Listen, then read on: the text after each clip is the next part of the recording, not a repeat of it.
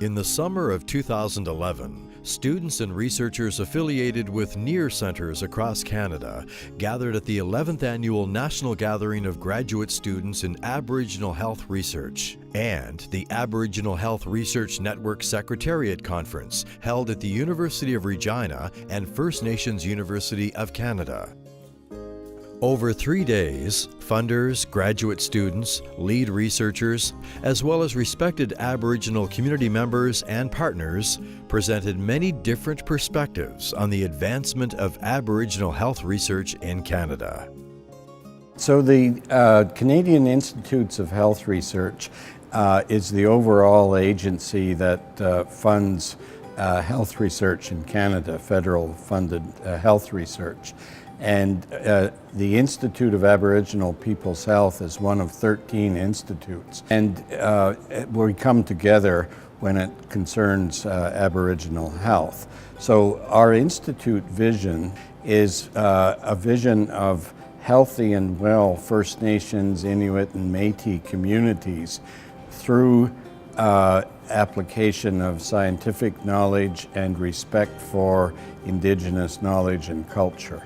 I would say we do three things that are of central importance. One is we're contributing to capacity building in the Aboriginal community, especially by supporting students who have an interest in pursuing a career in health research pertaining to Aboriginal people.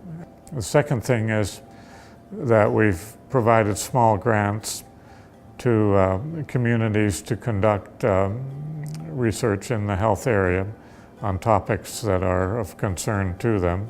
So those are two things. The third thing is that we've sponsored a good number of workshops around the region on different topics related to Aboriginal health. Having resources dedicated to understanding Aboriginal people's health is important, and I think that these NEAHRs, these centers, are able to develop research programs that are addressing the health research priorities, the health research issues and needs that are relevant for Aboriginal populations. So I think that it really is a structure for supporting the kinds of research that we know is of importance to Aboriginal people, and it can make the fact that the way the NEAHRs are, they exist as networks. I think that structure of networking can really help to make a contribution to our understanding of Aboriginal health research in Canada.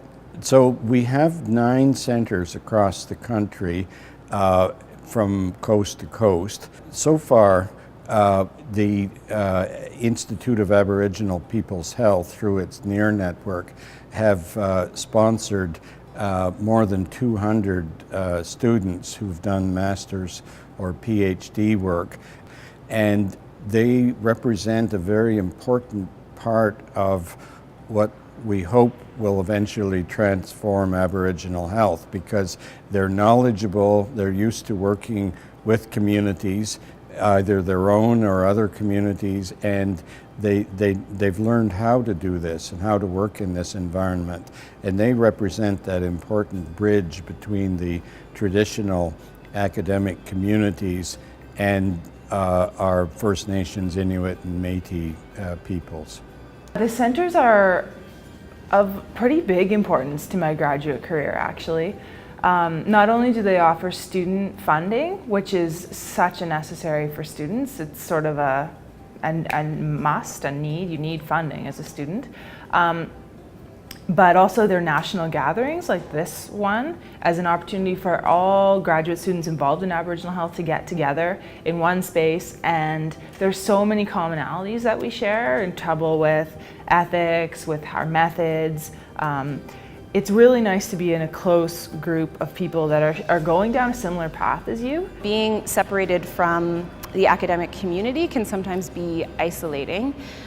So attending a conference such as this and meeting other graduate students that have been through similar experiences, face similar challenges, can share similar triumphs, is is invaluable. It's amazing to see what some of these students have been doing across Canada, but also to actually feel that pride in what you're doing and to present that to them and feel the support network, because we all need support. We all need to have that community around us and that family around us that helps us to grow. And I'm so grateful. I can't even put it into words how grateful I am to be here.